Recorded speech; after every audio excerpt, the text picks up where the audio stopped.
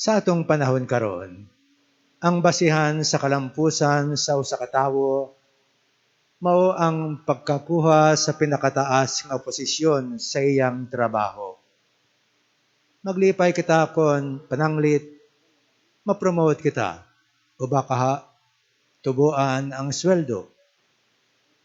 Usahay bisan sa mga kaparian o mga relihiyoso. Among gikonsiderar ang pagkahimo nga monsenyor o obispo o baka ang mamahimong superior o provincial nga usa ka promosyon. Sa Ebanghelyo gihangyo sa inahan ni Juan ug Santiago, si Jesus nga palingkuron ang iyang duha ka anak sa tuo ug wala sa duha kon maghari na siya. Sa dihang nangasuko ang napulo ka mga tinun-an sa duha ka managsuon. Wala gikondenar ni Jesus ang inahan o ang duha ka mga anak niini. Hinuon, gihimo niya kini ang kahigayunan sa pagtudlo kanila sa mga mahinungdanon leksyon mahitungod sa iyang gingharian. Kinsa kadtong gustong mulabaw, kinahanglan na kalimtan niya ang pagkaimportante sa mga mata sa tawo. Kinsa kadtong buot mamahimong dako, kinahanglan nga mga lagad siya sa tanan. Kada tuig sa panahon sa Kwaresma, ihatagan usab kita sa kahigayunan nga makat-on niining maong leksyon.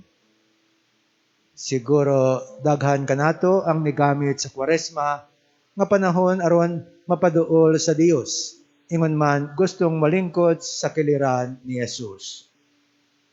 Ang Dios nagtudlo kanato ngang pagkaduol kaniya, nagpasabot sa pagsunod sa iyang panig-ingnan sa pagkamahigugmaong mga lagad.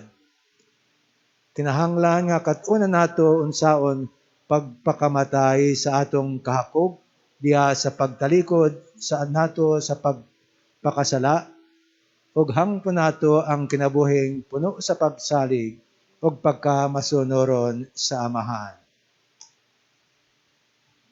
Giharad kanato ang panig-ingnan ni Bishop Teofilo Camomot sa karong adlaw atong gisaulog ang ika-107th 107 ka birthday ni Bishop Camomot.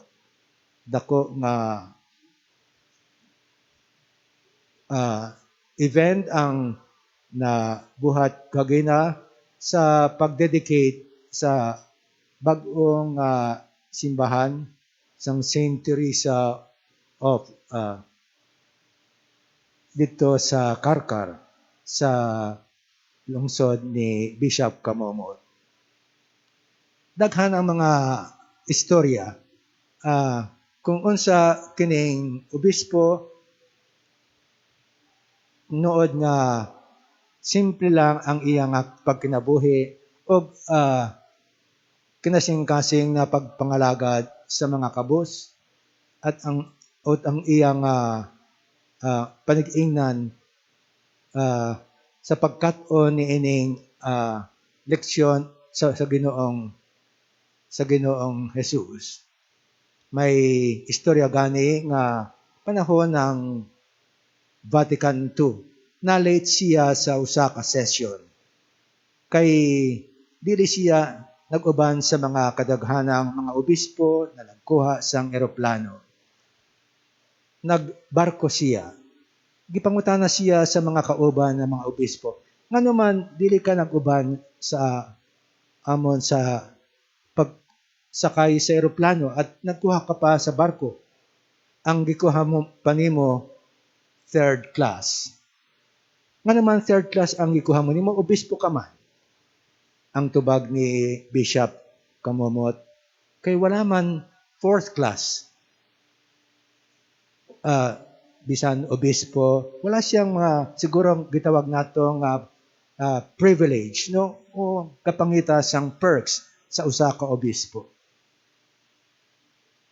Simple ang iyang at ang iyang pagpangalagad sa mga kabos o mga nanginahanglan tinuod gid na gikan sa iyang paging pareha sa atong Ginoong Hesukristo. Atong pangayoon sa panag-ingnan ni Bishop Komumot, atong pangayoon sa Espiritu Santo ang grasya sa pagkat-on unsaon nga mamahimong dako sa gingharian sa Dios diha sa mga pagtulunan ni Jesus ug pagpalambos sa kahibalo sa pagsakripisyo sa kaugalingon diha sa konkretong paghigugma sa pagpangalagad sa atong mga kaigsuonan, labi na gayud kadto mga tawo nga mas labing nanginahanglan niining panahon sa pandemya. Palihog mo nindog ang tanan,